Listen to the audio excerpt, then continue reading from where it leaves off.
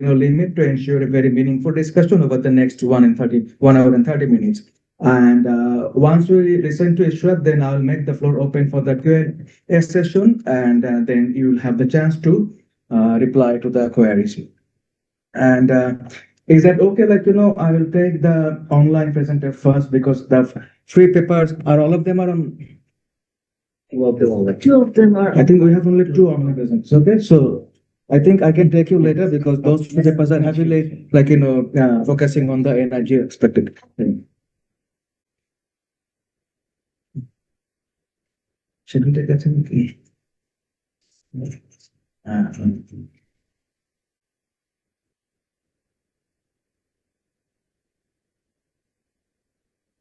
Can I Apeksha in aspect picture? Apeksha, are you there? Yes, sir. Good morning, So sir. if you're okay, good morning. If you're okay, we'd like to start the session with your presentation. Is that okay? Yes, sir. So it's my pleasure to welcome you in today's session. Our first presenter, Apeksha Lal from IIT Roorkee, and she will be presenting the paper titled Towards a Just Transition, Assessing the Role of Energy Efficiency in G20 Economics. Apeksha, the floor is yours. You will have 10 minutes. Please go ahead. Okay. Thank you, sir. So am I audible? Yes. So do I need to present my PPT or it will be presented by? If you have a PowerPoint slide, I think that will be more useful for us to understand the actual story of your paper. So this is whatever is shared right now is not my PPT. What is being seen to me? Oh, fine. Shall I share my screen and then I can present my PPT? Please give me a second.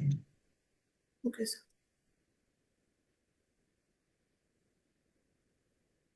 No, she have to cancel it. Oh, you can't cancel. Farhat, You have to call. Farhat phone is already presenting cross her করতে পারো presentation. তোমরা cross করতে পারবে না। What is it? Okay. You can share. Apeksha, I think now you can share your slides. Can you please check? Okay, sir. I will share it. So 1 minute.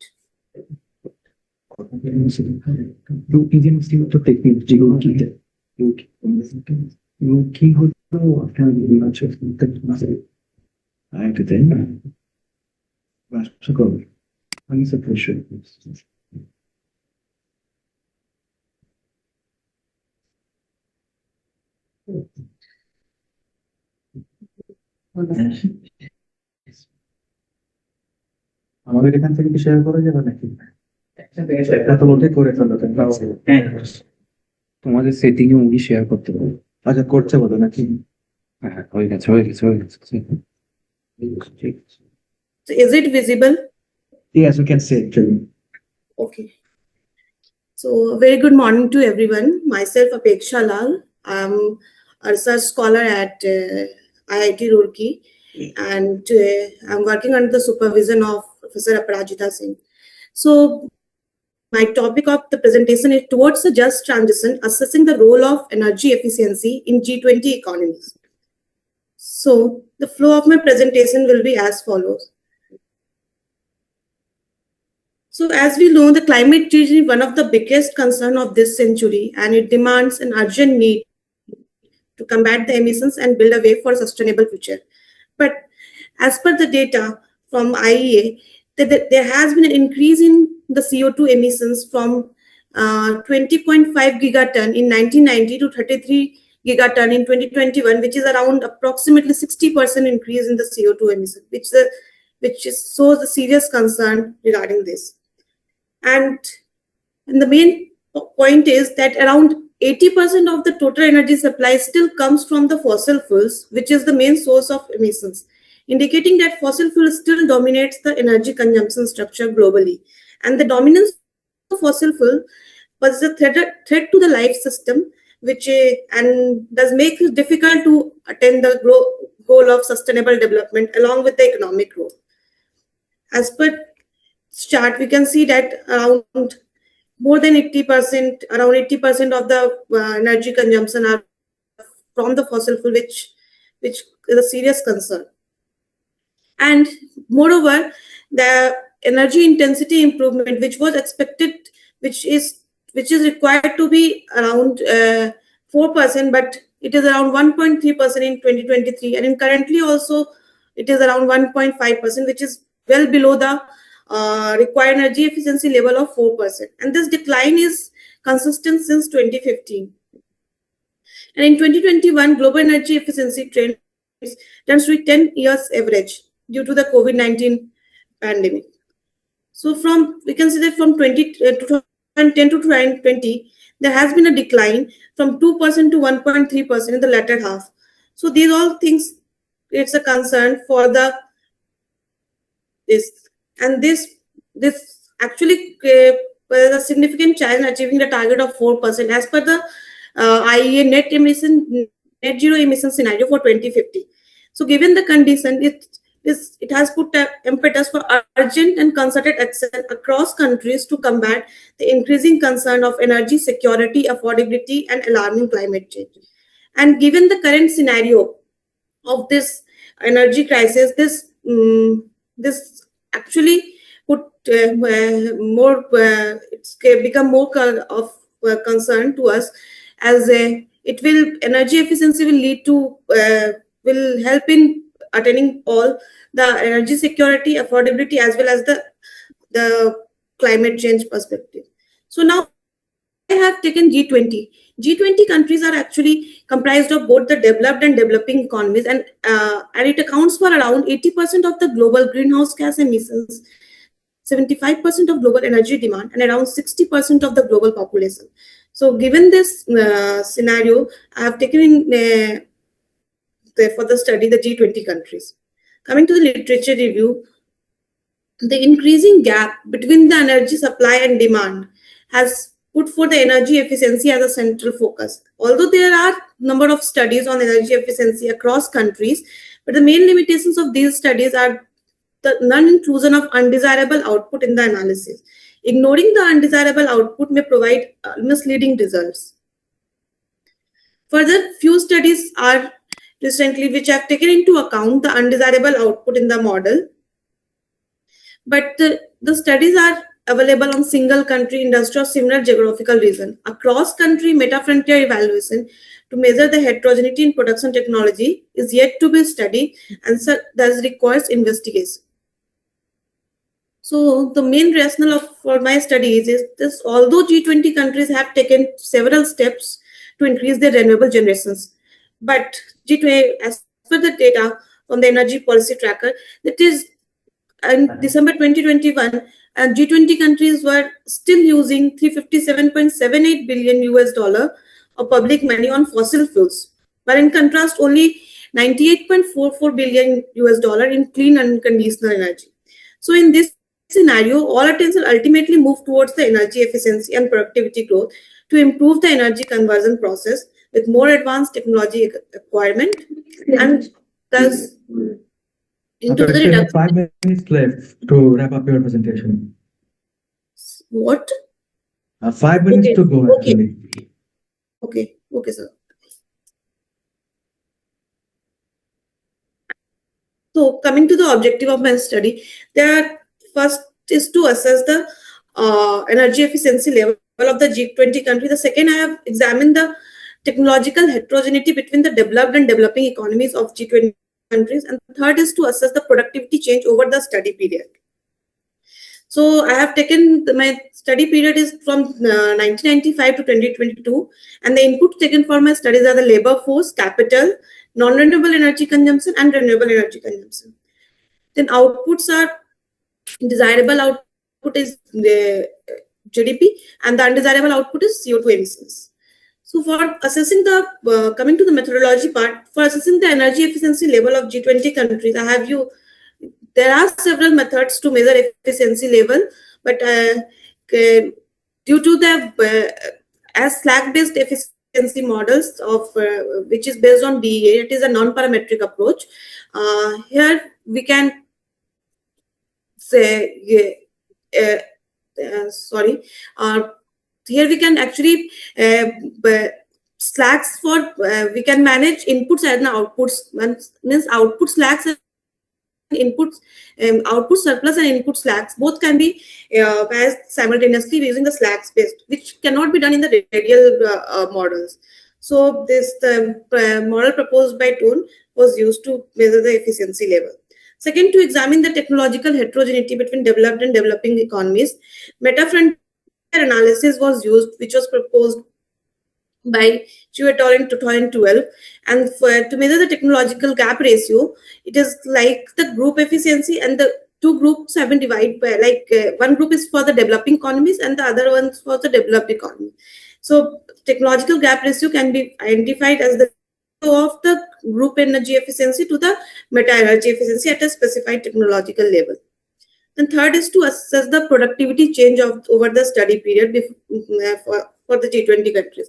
Here, the market productivity index is the good way to measure, but due to the presence of undesirable output in the model, I have used the Marcus-Leuenberger productivity index, which can be decomposed into the efficiency change and the technological change.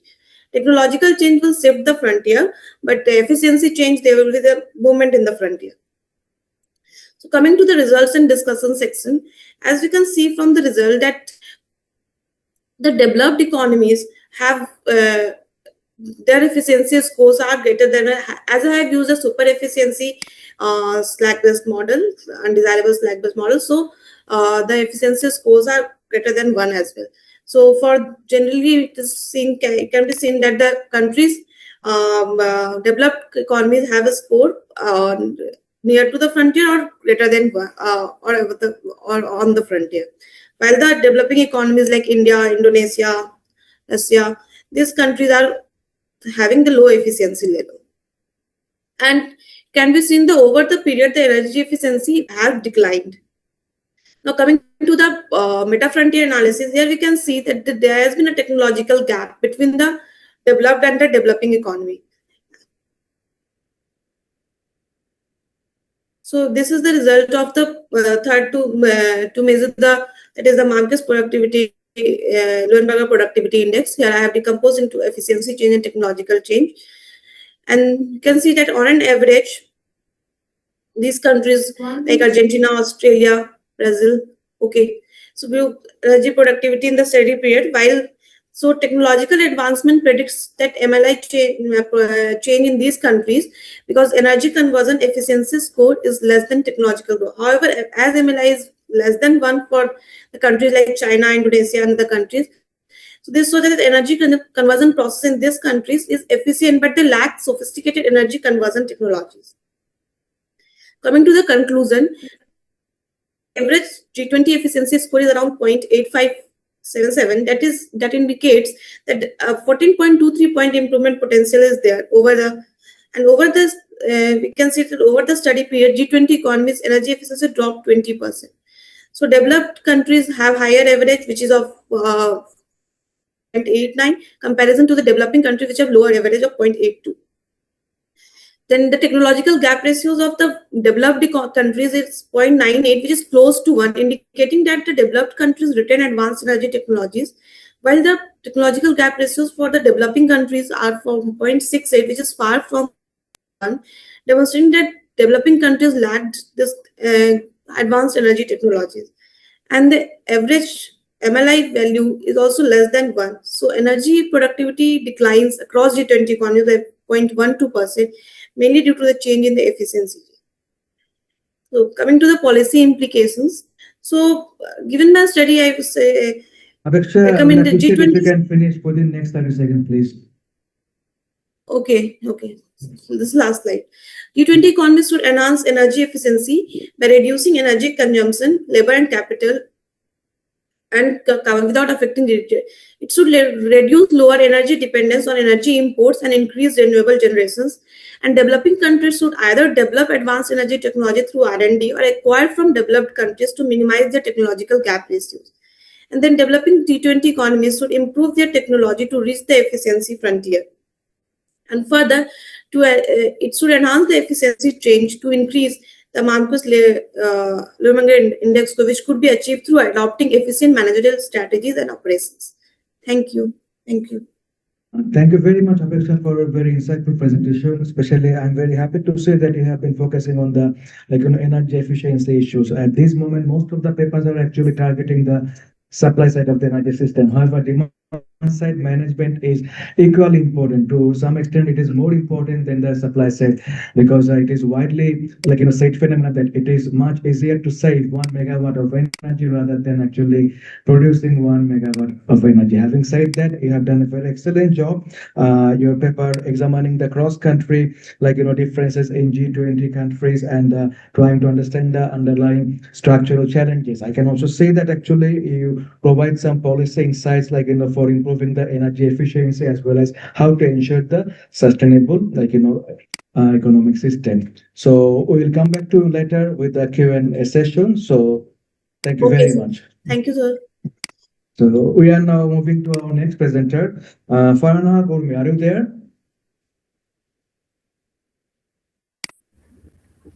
Assalamu alaikum.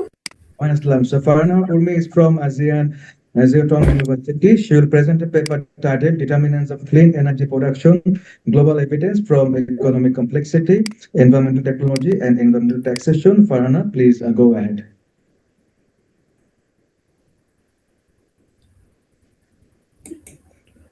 Is Farhana, my you can-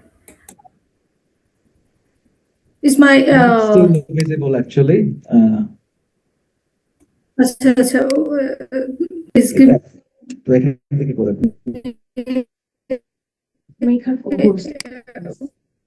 one second. We are trying to fix out. Don't worry.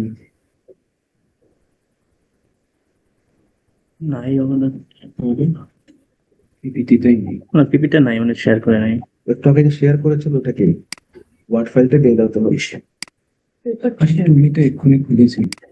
একটু আগে ছিল কিন্তু word ফাইলটা এটা কোন আর share উনি share করেছে। ও উনি আমরা শেয়ার share করে করেছেন। নিই। Farhan, you can share your the word file that we saw earlier. Are you facing any technical difficulties at your end? ওনার স্ক্রিনই দেখাচ্ছে। এমন স্ক্রিনে তো না ওনার ইন্টারনেট স্লো, এই ইয়েলো দেখাচ্ছে। Slow. I my PPT can be shown. No. নাকি বলে কি আমরা No, we can actually এই যে ইয়েলো say দেখাচ্ছে, it. এটা গ্রিন দেখানোর কথা।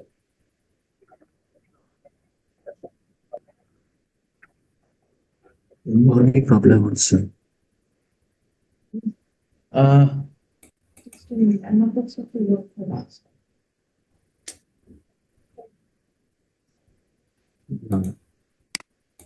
ওনার এখানে ওনাই দেখাতে পারছে না।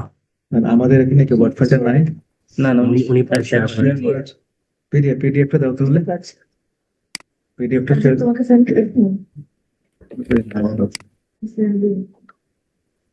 তো ফ্রেন্ড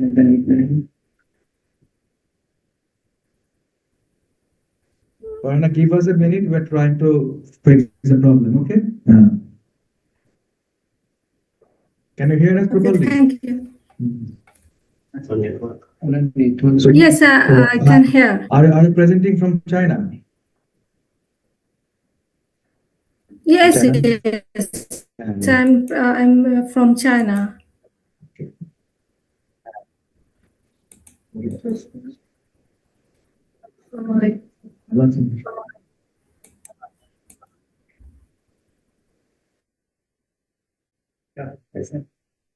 ওইটাতে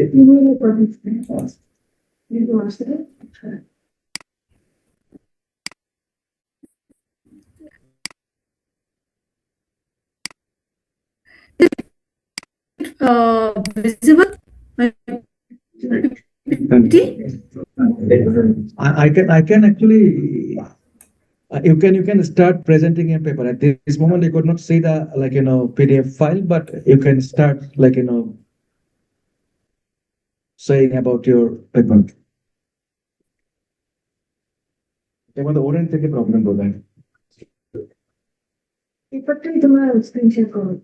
It's Asian. Huh? Yes, now we can see.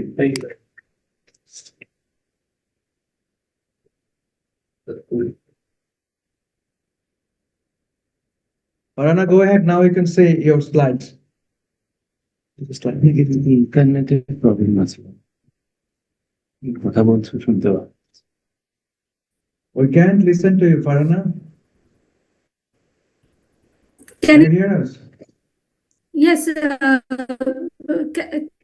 can you hear me?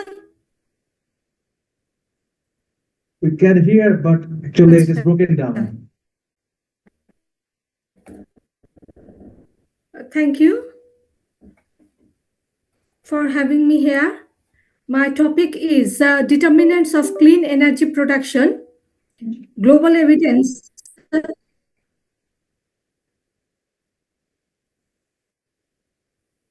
Sorry.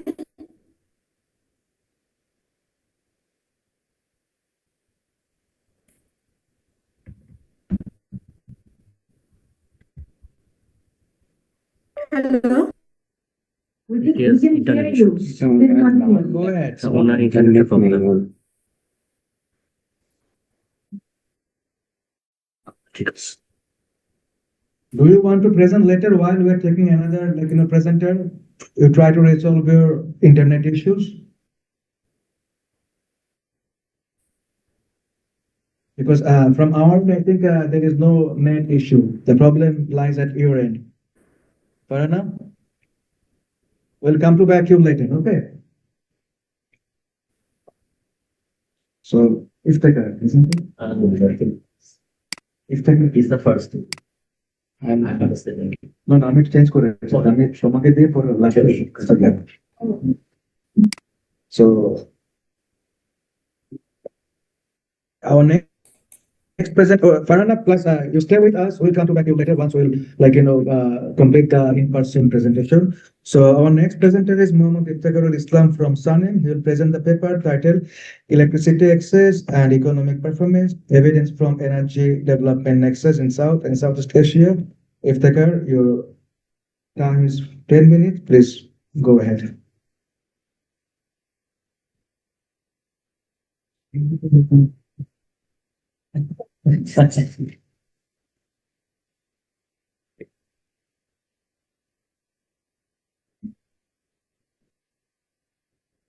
Good morning, everyone. This is Iftikhar Islam, Research Associate at South Asian Network Economic Modeling, SANEM. Our paper is titled Electricity Access and Economic Performance, Evidence from Energy Development Nexus in South and Southeast Asia. This is a joint work with my co-author, Asika Dechkubir, lecturer, Southeast University. So what is the motivation of our study? Electricity access is a major condition for economic development, especially low-income and middle-income economies. It supports industrial production, service delivery, technological progress, and improvements in living standards. South and Southeast Asia regions have experienced strong economic growth alongside major expansion in electrification. But there is debate about whether electricity variables independently support economic performance or simply move with broader development processes. Majority of the literature focuses on electricity consumption, but while electricity access remains less studied in regional panel settings. So what's our primary research question is, if urbanization, capital formation, industrial structure taken into account within a panel econometric framework, to what extent electricity access expansion is associated with higher economic performance in selected South and Southeast Asian countries. So we did a literature review for our study, and most of the literature suggests that the focus on electricity consumption, but not electricity access. There's one study that's very similar to ours, but they used the data set is confined within China. So what does our study contribute? Our study focuses on electricity access rather than electricity and energy consumption. The study examines South and Southeast Asian countries during a period of rapid electrification, uses a two-way fixed difference model to identify within country associations over time, and applies cluster standard errors and risk-score robustness checks to address panel data inference problems. And our study contributes to the regional energy development literature by showing that electricity access is positively associated with GDP per capita within countries over time. So to describe our data is from 12 selected Southeast Asian countries, and the time period is 2006 to 2019, and the observations are 160. And our source is the World Bank's World Indicators database. And our variables are log GDP per capita, which is in constant 2050 US dollars, access to electricity and urban population, both as percentage of population, gross capital formation, industry value added, both as percentage of GDP. So in our descriptive statistics, you can see that there is a variation in the data, like access to electricity, like one country has 20.2% one year, another country has 100% another year, and urban population varies from 15% to almost 75%. And GDP per capita also varies. So there is a lot of variation in our data, and that calls for panel regression.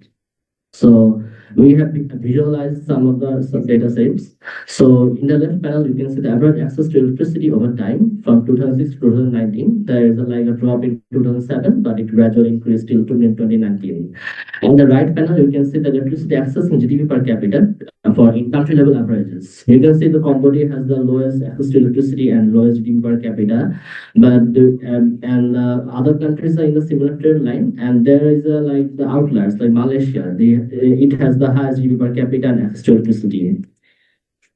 And the methodology, you can see the equation for regression, and where is the key dependent variable is the log of GDP per capita. The key independent variable is the access to electricity, and the control variables are urban population share, gross capital formation, and industry value added. And there are country fixed difference, year fixed difference, and error term as well as a standard panel regression equation. So why this estimation strategy? The dataset is a country-level panel covering 12 selected South and Southeast Asian countries. The fixed difference control for time invariant country characteristics such as geography, institutional background, and historical development paths. Year fixed difference control for common shocks over time, including global trends, business cycles, and region-wide macroeconomic changes. This makes the model focus on within-country variation over time rather than simple cross-country differences. So why fixed effects instead of random effects?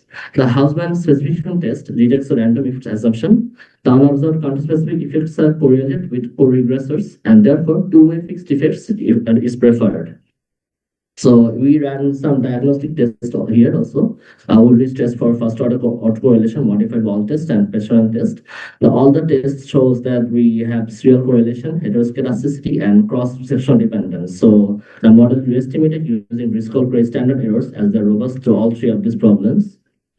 So here's the econometric evidence. You can see that when we use standard panel regression, most of the variables are insignificant. But when we use Driscoll-Gray standard error, all of the variables become significant. So electricity access is positively associated with GDP per capita in both specifications, and 1% increase in electricity access is associated with about 0.34% increase in GDP per capita.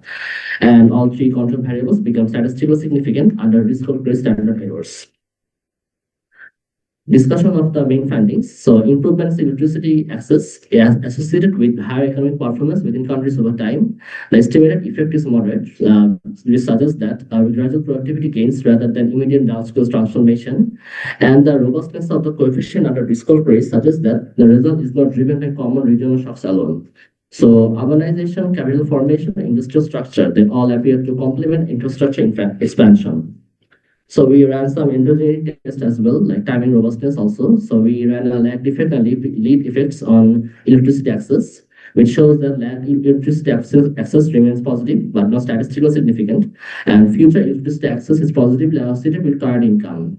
And since future electrification cannot cause present income, electricity access and economic growth may evolve jointly. And the findings are best interpreted as robust within-country association, not definitive one-way causality. So what are the policy recommendations? These are quite generalized. Continue expanding electricity access, especially in underserved rural and peri-urban areas. Combine electrification with complementary structural policies. Electricity access should be accompanied by improved supply reliability, stronger regulatory institutions, human capital development, and proactive use of industry and services. And strengthen regional coordination, ensure coordinated energy planning, cross-border infrastructure connectivity, and regulatory harmonization. Integrate electrification into broader development strategy. Electricity access is most effective when aligned with capital accumulation, industrial upgrading, and macroeconomic stability.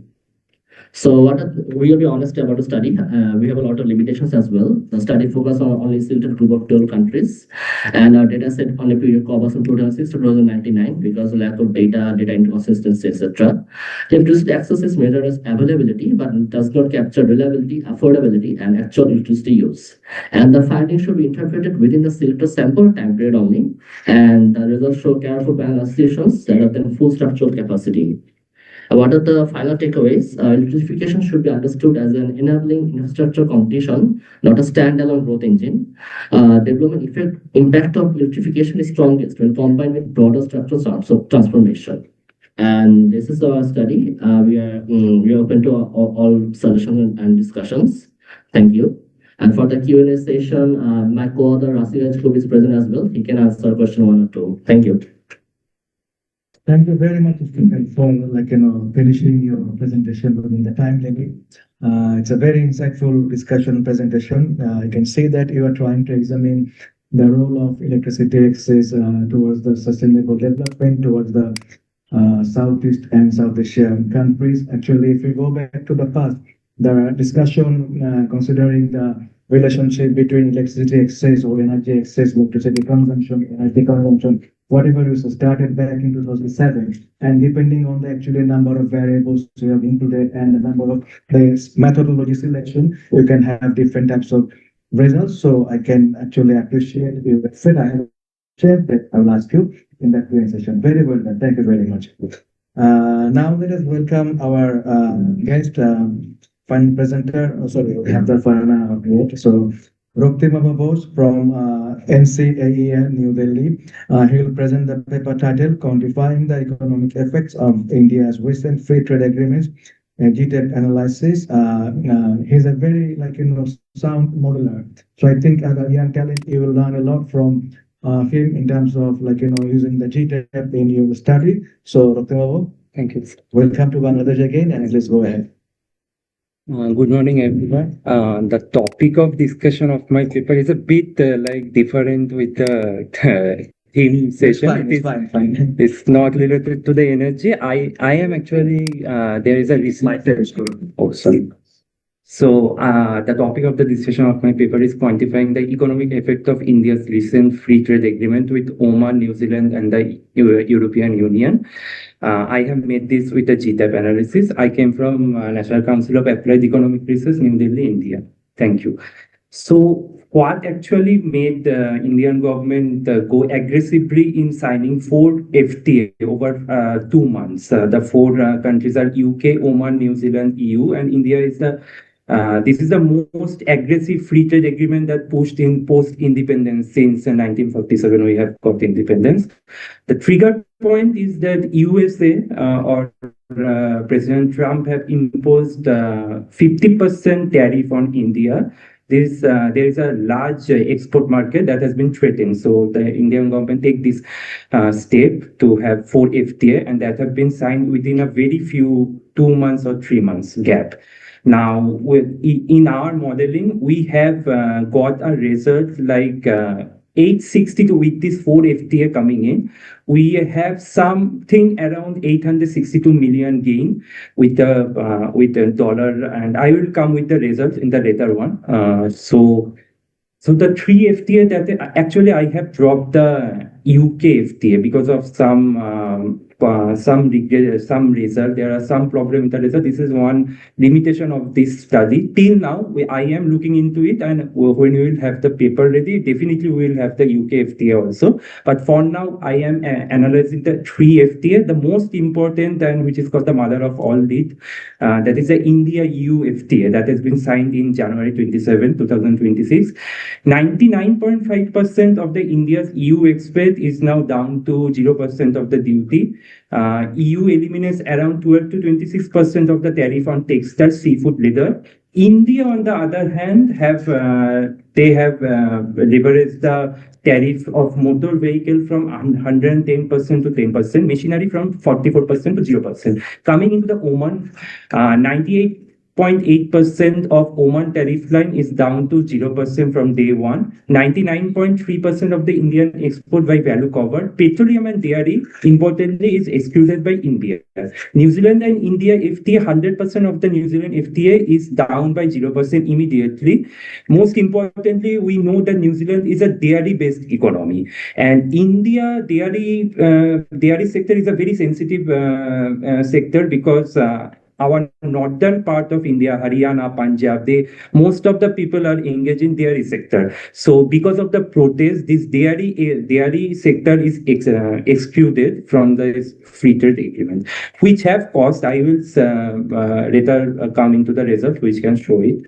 Now the methodology part, I have use the GTAP. GTAP is a very well-known CG modeling, global trade analysis project. It is developed by the Purdue University in USA. I have used the GTAP 11.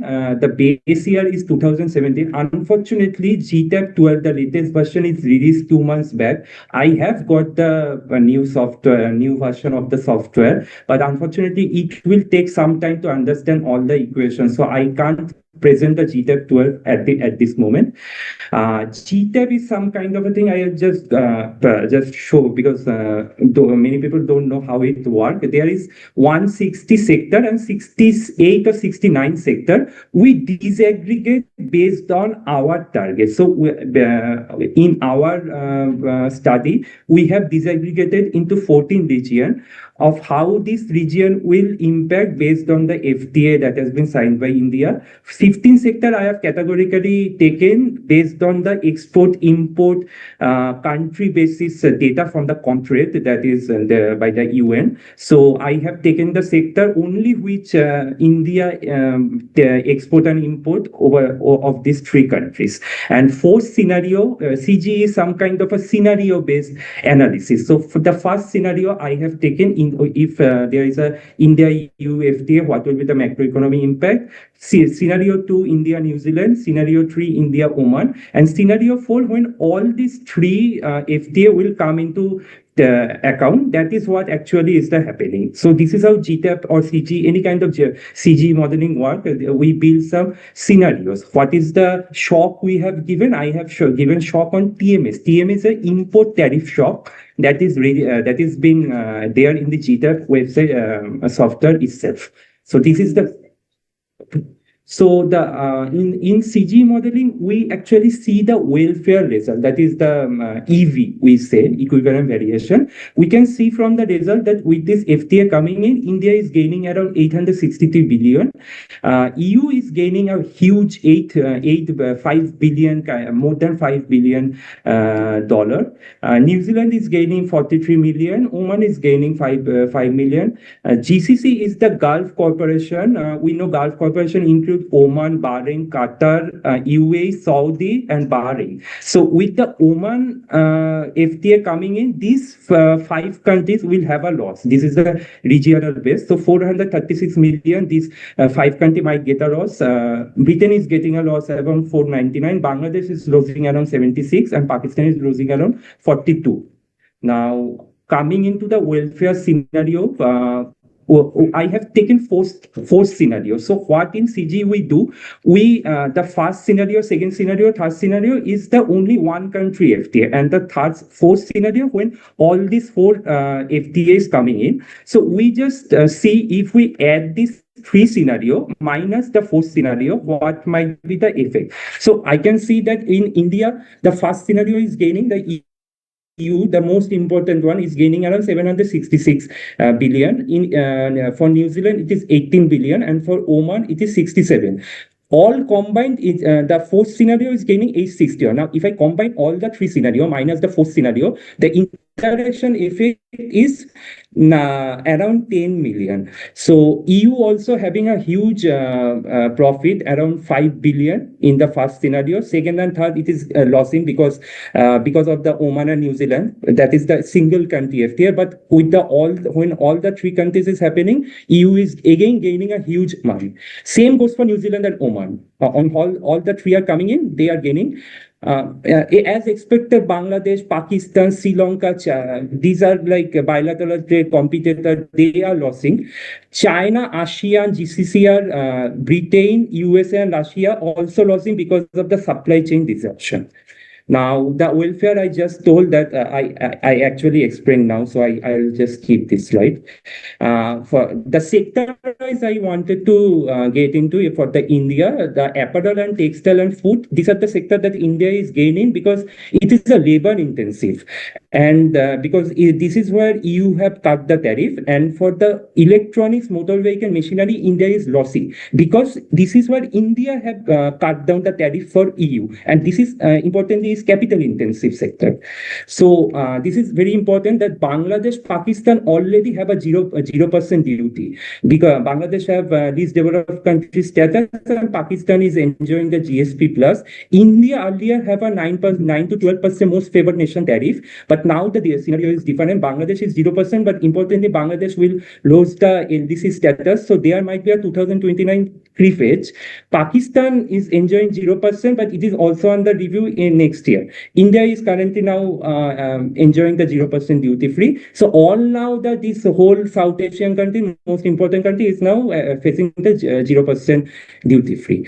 So if we, I just come into that difference between the welfare gain between India and EU, 767 is gaining by India, but EU is gaining around more than 10 times, that is around 6 billion money. But why this is happening? Because this motor vehicle, machinery and chemical, there is a huge cut that India government have given, 110% to 10%. These are capital intensive. So the profit margin is much higher. Whereas EU have given mostly on apparel and textile, the cut. So it is a labor intensive and you can understand the profit is not that much. So EU is gaining much more than India. If I come into the GDP and the export and import result, export is going up by 3.6%, import is going up by 3.2%. Bangladesh is losing around 0.1% because of the textile industry, because India and Bangladesh is these two countries actually compete for the textile industry. China is losing around 0.05%. India is gaining around 0.04% of the GDP. EU is gaining around 0.07%. New Zealand is gaining around 0.06% of GDP. Now, supply chain disruption, as I 1 minute to I take only 2 minutes of time. I will come into the supply chain disruption. These are India, Pakistan, and all are these are like neighboring country. We have a competitor, but China, ASEAN, and the Gulf Cooperation, these are like the supply chain disruption that have happened because of this trade. China is losing around 0.015%. ASEAN is losing around GDP 0.04%. And as Oman is coming to the picture, these 5 countries of the Gulf, they are also losing the money of around 56 million. UK also have the same thing. This is like for the Oman and India free trade agreement, India is gaining, Oman is gaining, but the Gulf country losing around $30 million that I just told. Interestingly, this New Zealand FTA, as I mentioned in the beginning, that India government have excluded the dairy sector, but this is a very important thing because New Zealand is a dairy-based country and it is a very cheap market in dairy, but because of the strong protest by the farmer lobby, India have northern region, particularly Haryana, Punjab, these region are very much dependent on dairy sector. So the policy recommendation for India, there should be a fast track ratification every month of delay cost export earning, leverage Oman as GCC gateway, invest PLI scheme in apparel and chemical to absorb the EU-driven demand surge. For Bangladesh and Pakistan, urgently negotiate bilateral FTA with EU before 2029 LDC cliff edge, diversify export base beyond garments, single sector dependence creates structural vulnerability.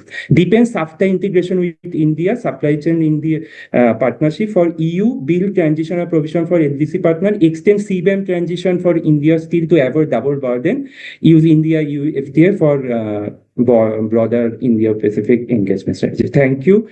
I am very thankful to Professor Shonjit Poi, Dr. P.R.D. Mujumdar, and Professor Selim Rahan for their valuable suggestion. Thank you. Thank you very much, Dr. Moore, for your very timely and rigorous presentation, which is trying to actually examine the economic impact of recent trade agreements by using a CGI model. And I can also say that your paper provides some insights regarding the benefits of regional trade agreement within the region. So let us quickly check.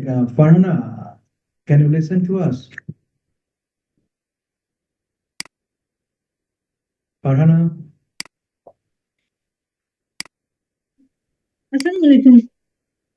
Can you please try whether you can now share your slides and present the paper? Slides I tried, but it was not shared. Can I present my views on my paper? I think you can do that actually, because now we can listen to you. Actually, the words are not broken down. Or should we We can also share on your behalf. paper on our behalf? Seems good. I think go ahead. You can share your views on the paper. Okay, you have 10 minutes Okay. to share the views. Okay, thank you. I'm very delighted that you are accepted my paper to be present here. My paper title is The Determinants of Clean Energy Production, Global Evidence from Economic Complexity, Environmental Technology, and Environmental Taxation. I'm Farhana Haq Urmi. I'm a PhD student in Applied Economics from Xianjiang University, China. Based on the previously described context, this study explores the primary drivers of clean energy production of a group 21 large economies. These large economies have been selected from a list that is produced by Global Energy Institute to estimate how energy complexity and environmental technology affect clean energy production, spanning 27 years of data. Started from 1995 to 2021. The selected countries vary from Australia to US, Turkey, United Kingdom. That means from Africa to Asia and Australia, all major economics, big economics have been included to examine this research.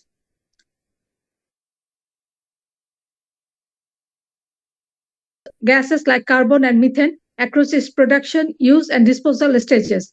Unlike fossil fuels, clean energy sources are far less emission intensive and significantly better. According to National Renewable Energy Laboratory, a typical coal plant emits over 1,000 grams of carbon dioxide per kilowatt hour of energy produced, while natural gas emits almost 500 grams of carbon. In contrast, wind energy usually only 10 to 20 grams, and that means it is less than 50 grams of carbon dioxide when it produces energy. Clean energy is an human innovation and very much human knowledge-based production economy. So it requires a technology-intensive, innovation-driven, and capacity development sector.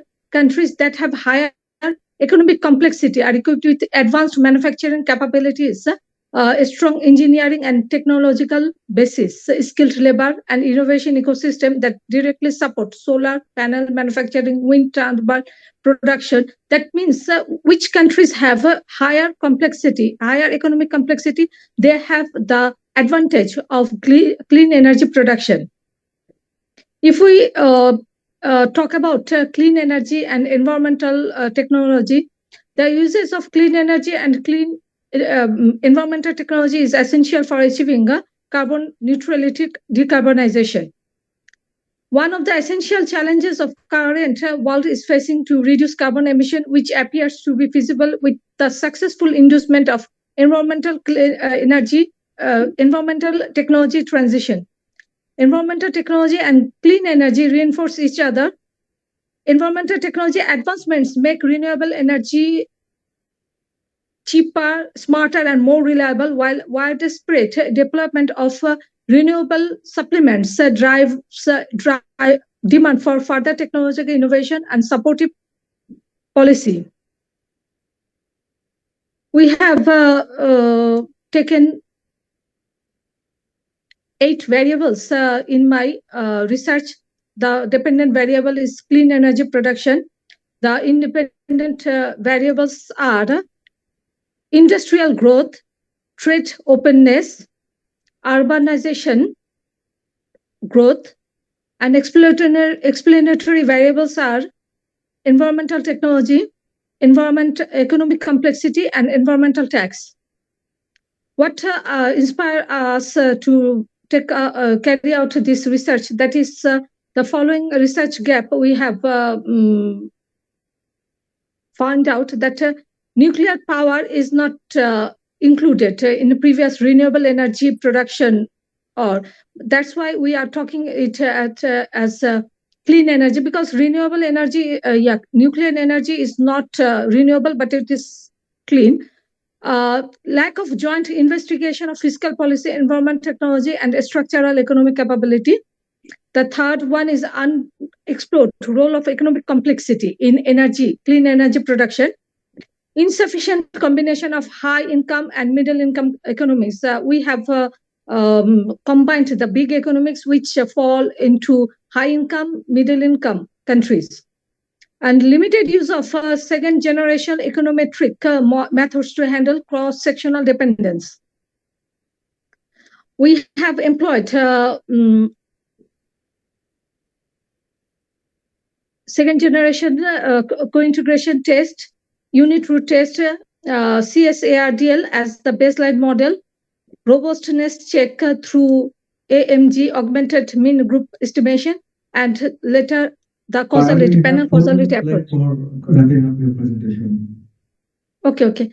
The outcomes of CSARDL model, the results highlight a clear distinction between the immediate and long-term impacts. The lag value of clean energy production indicates its short-run persistent, which shows the path dependence. In the short run, industrial expansion may marginally stimulate clean energy demand or production. The significant negative value of trade openness indicates that short-run effects of trade may harm environment.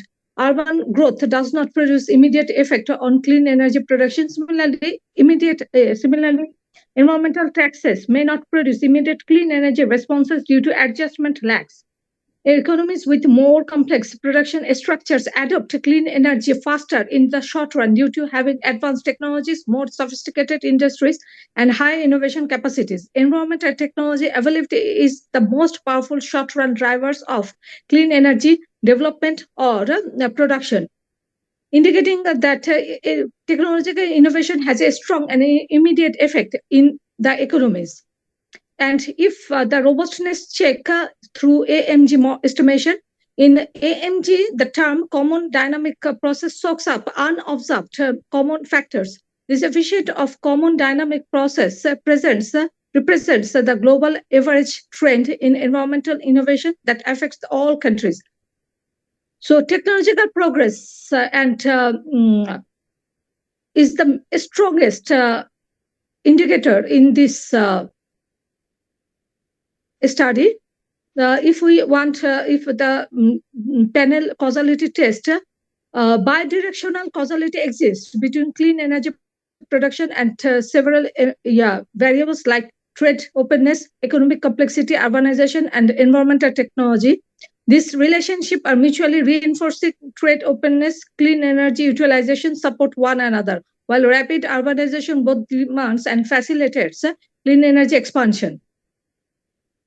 The challenges toward clean energy development that the clean environment technologies require raw materials like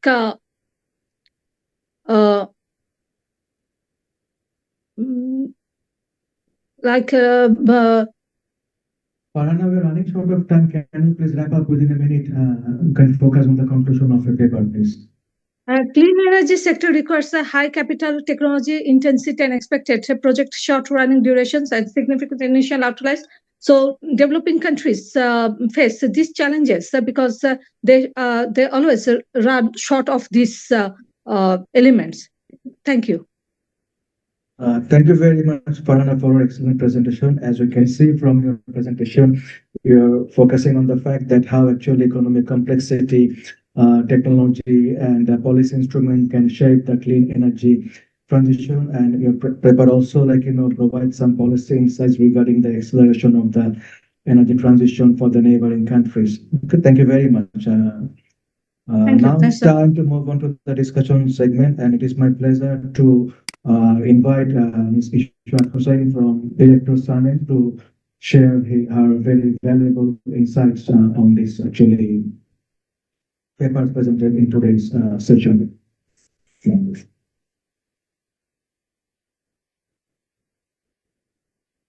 Thank you, Sakib Bhai. Good morning again, everyone. I am Ishrat Hussain, working at SANEM, and I'm honored to be selected as a discussant of this session.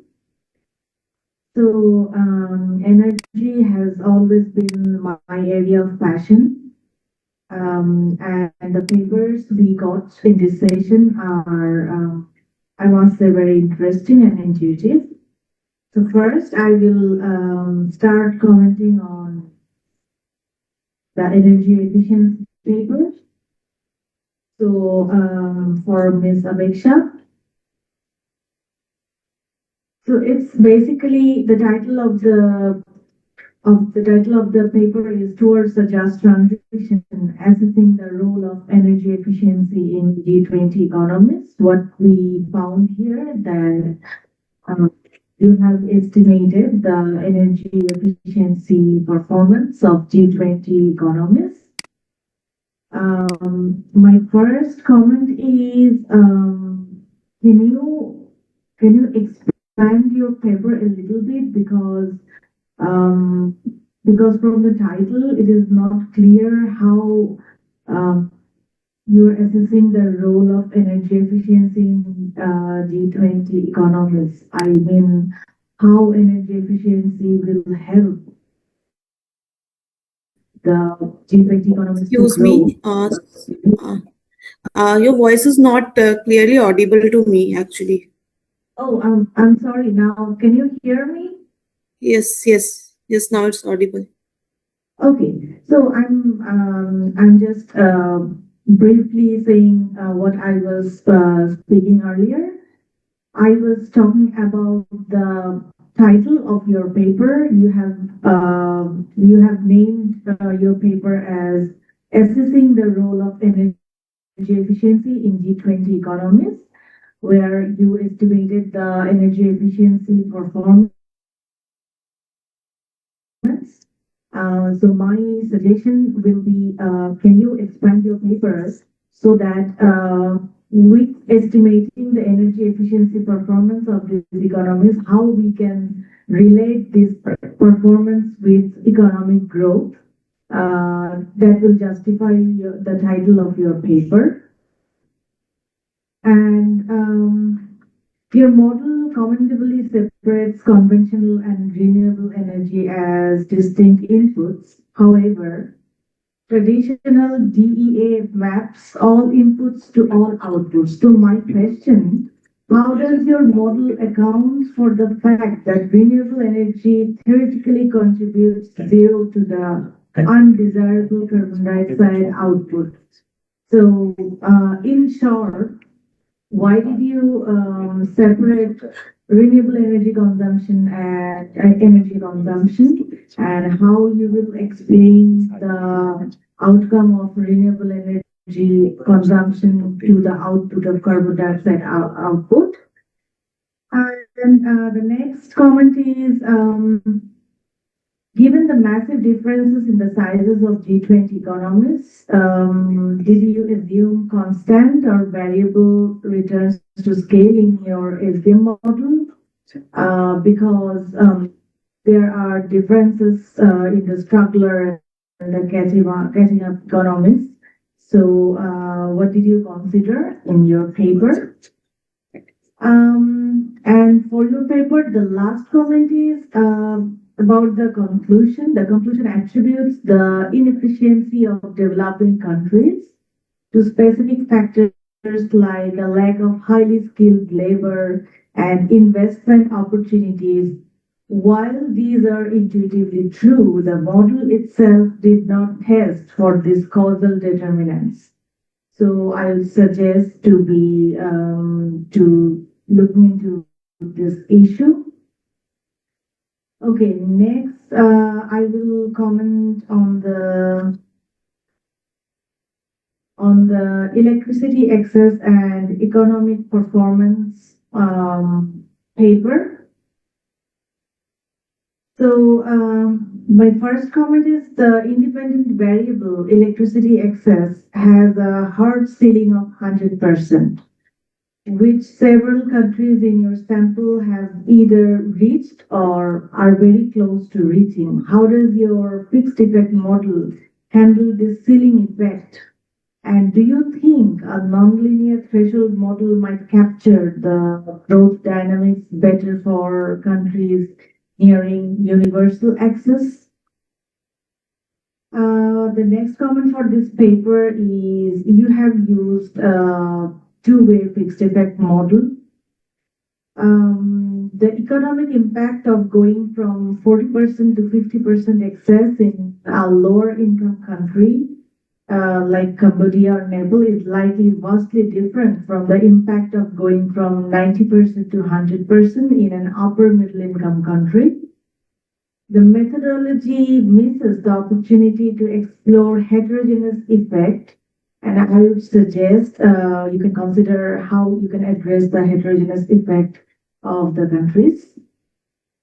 The last comment on this paper is economic growth likely funds grid expansion just as much as grid fund economic growth.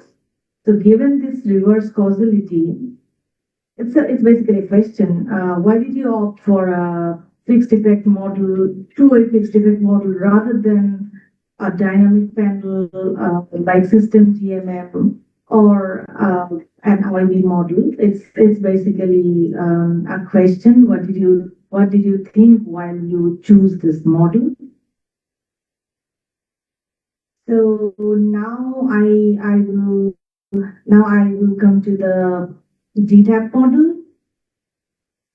So the first one that has been already explained by the presenter that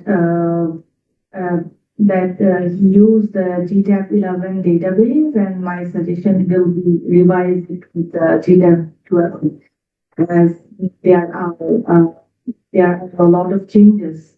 After 2017, we got several crises. We got the pandemic, got the Ukraine-Russia war, and now we are going through the Middle Eastern crisis. So this is a suggestion to include this change situation to the model. And also I would suggest since it's energy station, I would suggest to include energy shocks because that will change the whole equation in every sector of the economy. Next question for this paper is you use the import tariff shock. Did you consider or did you think to consider non-tariff measures? Because European Union Services chapter is highly ambitious, according to your paper, yet your model excludes services and non-tariff measures. So you can think about how you can quantify non-tariff measure, and then you can think how you can include it into your model. And regarding the impact on Bangladesh, since it's a static model, I think you can consider the dynamic scenarios. Also, I would say Bangladesh is on the pathway to graduate from LDC to developing country. So that could also impact the trade laws of Bangladesh. Did you consider that? So the last paper is the determinants of clean energy production, global evidence from economic complexity, environmental technology, and environmental taxation. So my comment on this paper are not that much. Just that's a question or curiosity that though there is a panel causality test, still, we know that the CS-ARDL model assumes that the regressors are weakly exogenous. If clean energy production is simultaneously causing changes in environmental technology and economic complexity, the CS-ARDL estimates may suffer from endogeneity bias. I would suggest to look into the endogeneity issue more and to check whether the pattern causality test is enough for this paper. And also, the paper defines clean energy production as an aggregate of biomass, hydro, solar, wind, and nuclear. Methodologically, lumping nuclear energy with solar and wind creates a black box. The technological, regulatory, and capital accumulation dynamics of building a nuclear plant are mostly different from installing solar panels. How would you address this issue in your paper? So this is all from my end. Thank you all. Thank you very much, Ishad, for your thoughtful and very enriching comments. Now I'm going to make the floor open for the Q&A sessions. I would like to request the participants to answer question briefly, introducing yourself. Yes, please.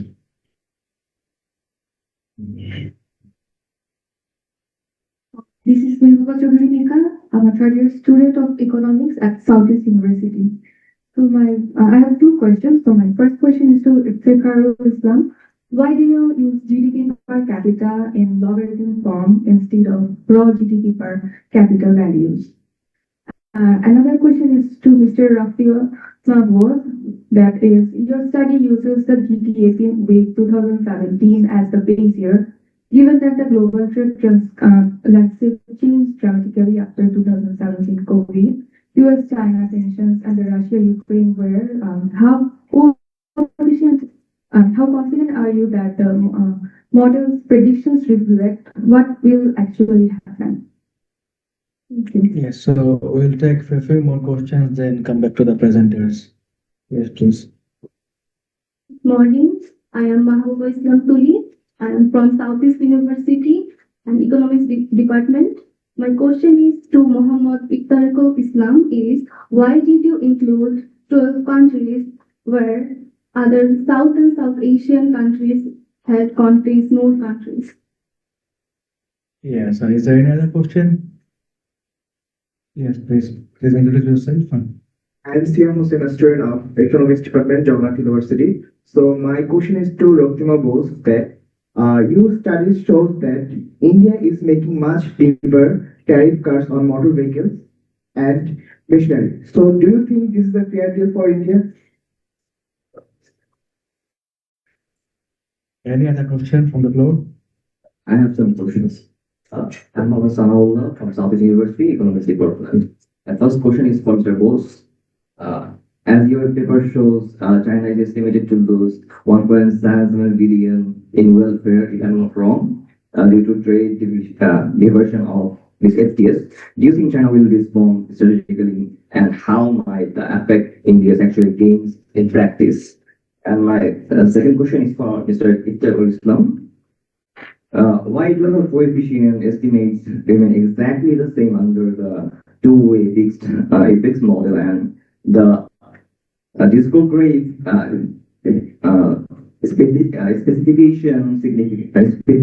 specification where the levels of statistical significance changed?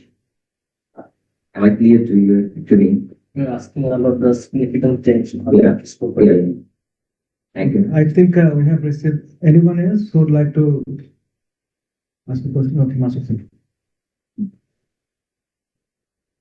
Assalamualaikum everyone. I'm Sumpa from Northrop University, Department of Economics. My question is for Apeksha Lal ma'am, that she has found that developing G20 countries have our technology gap ratio, which is very low, which is like 0.68, meaning they are far behind developed countries in advanced energy technology. So my question is, should developing countries focus on building their own technologies through R&D, or is it more practical to simply adopt technologies from developed countries? Thank you. Any other questions? Okay, then let me ask a couple of questions to Apeksha and Farhana. Apeksha, can you hear me? Yes, sir. Okay, so your findings show a decline in energy efficiency over time. So what are the key structural drivers you think are behind this declining trend despite the global commitments nowadays? And my second question is that, do you think policy interventions alone are sufficient, or there might be some behavioral change, like, engage or equally important in improving the energy efficiency? And then I have a quick question to Farhana Urmi. So what do you think, how important is institutional quality or governance in translating policy into actual clean energy outcomes? So I think we have received enough question. Now I am asking all the participants to, briefly reply to all the queries within 2 minutes time each, starting from Apeksha.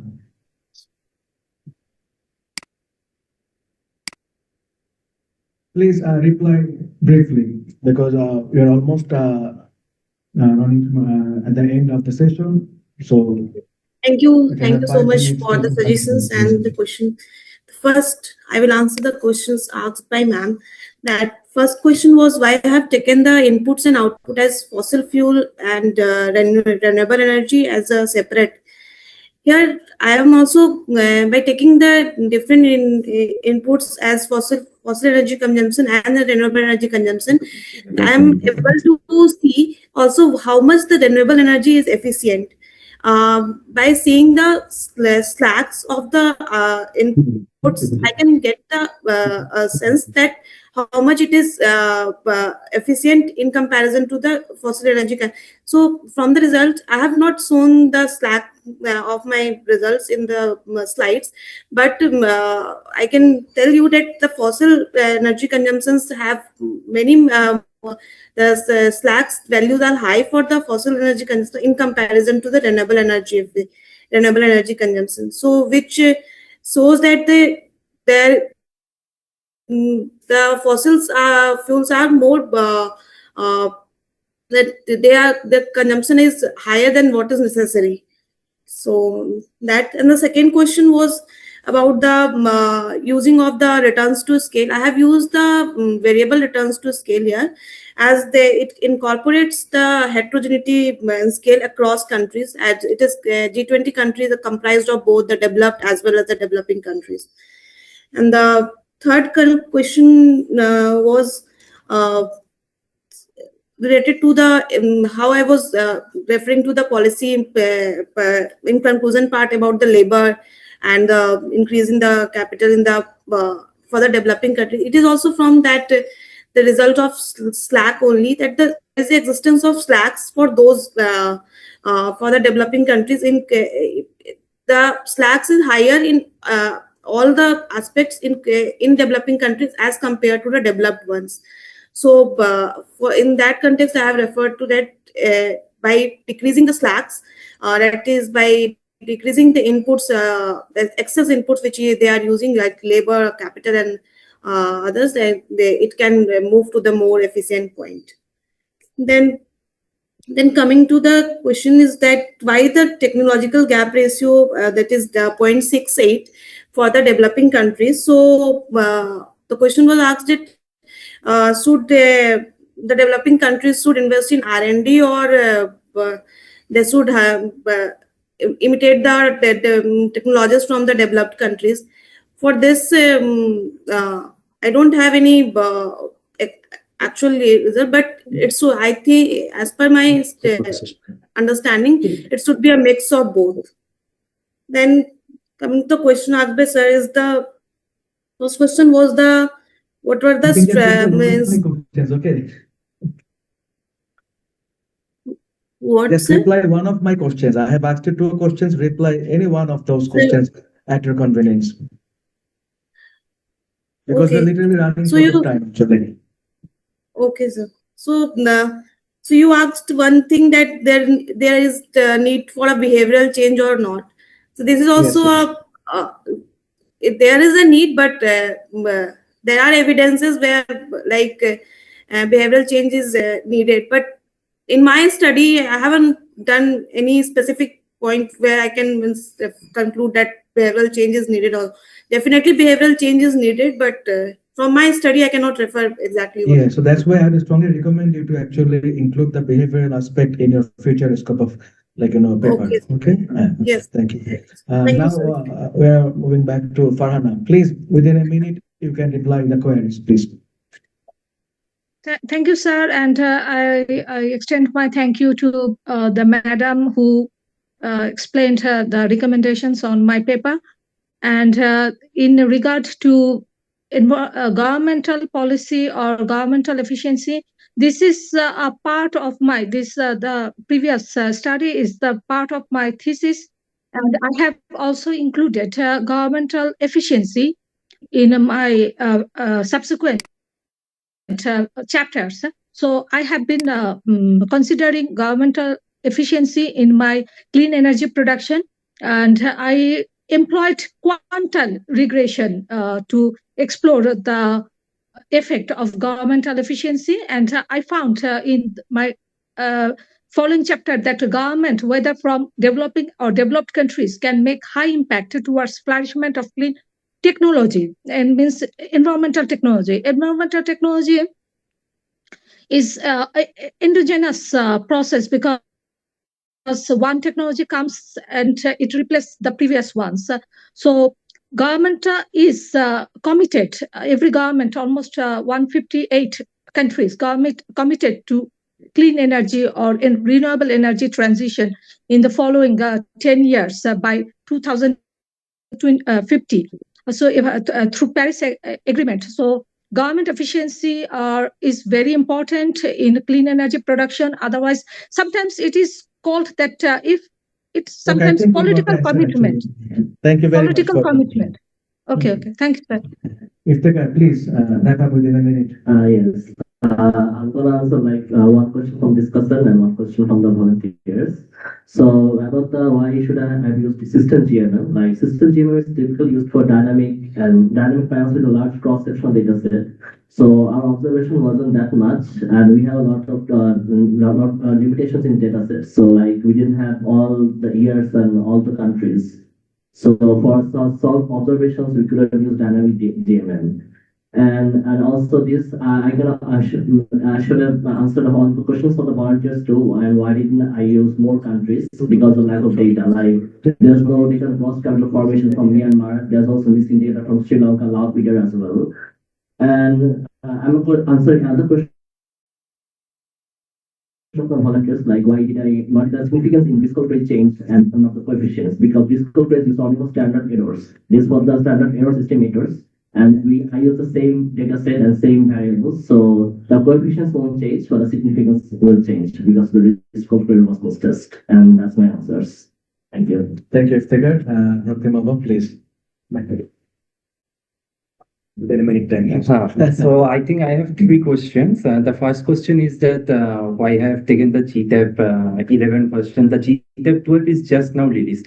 Now the question is that if the base year is 2017, how this result is valid? So what happened in CGE modeling? The base year is 2017, but in the base year we also give shock to make the number quite estimable to 2024 or 25. That I have done it.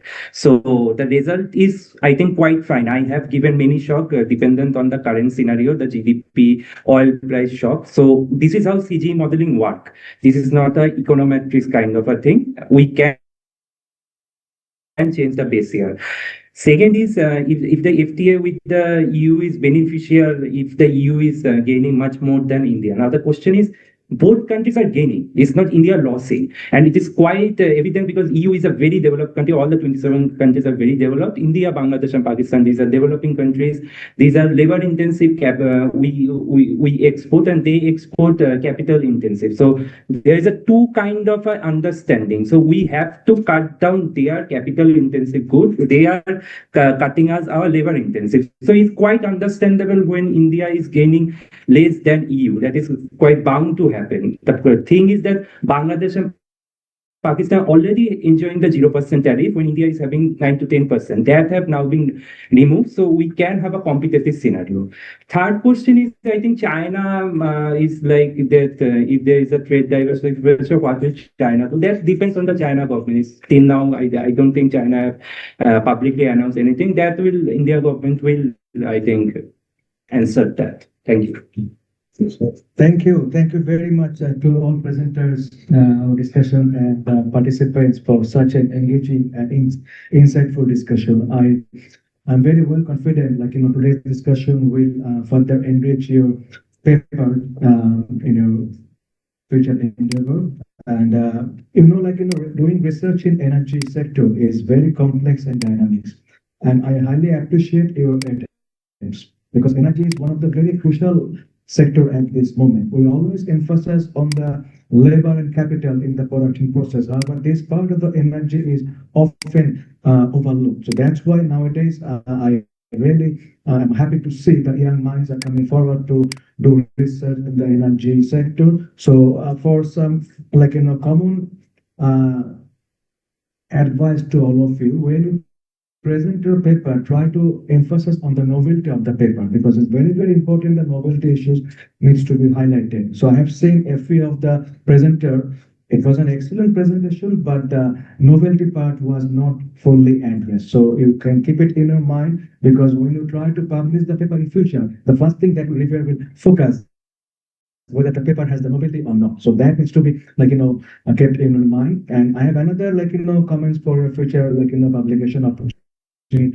So don't try to answer too many research questions in one of the particular paper. You should pick only one or a couple of research questions and you're try to answer those questions because I have seen from my experience that the people are trying to address too many research questions and then we actually sort of deviate from the original objectives. That's very, very important. And I've also seen that some of the researchers have referred to the literature review, but those literature review are backdated. So I'm pretty sure you have actually found more recent literature because it's very, very important for the publication also if you're doing your PhD in future because the reviewer or the supervisor would like to see whether the students or the candidates should have the potential to pick the most recent literature in the study. So literature review needs to be updated. Then sometimes you're actually citing some references, sources. For example, IEA, Apeksha, I can see you're referring to International Energy Agency, but I can see the base year is slightly outdated. So it is very, very important you try to get the data, the most recent data based on the availability. And then I have talked about the novelty issue. And also, whenever you're focusing on the econometric techniques, Ishrat has already mentioned, it's very, very important to focus on the robustness check, the sensitivity analysis. Because nowadays, if you solely focus on the fixed effect, without investigating the other recently developed technologies, it will be extremely difficult to publish. Okay, so with that, I would like to bring an end to this session. Thank you very much for your patience. Thank you. Thanks. Thank you. Oh, much. The most important session is yet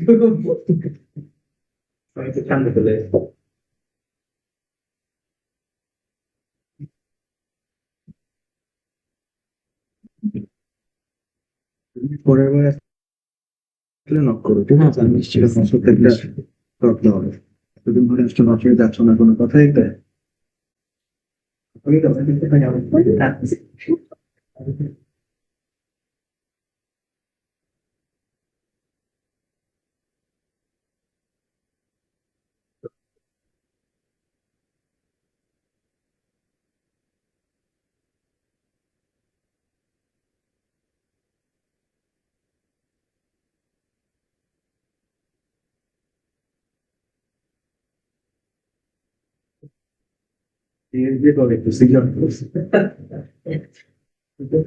Excellent.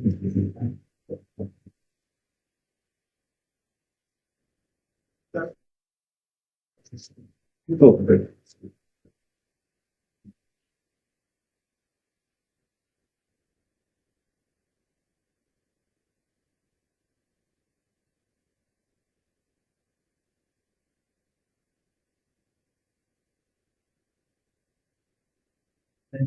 Sorry to the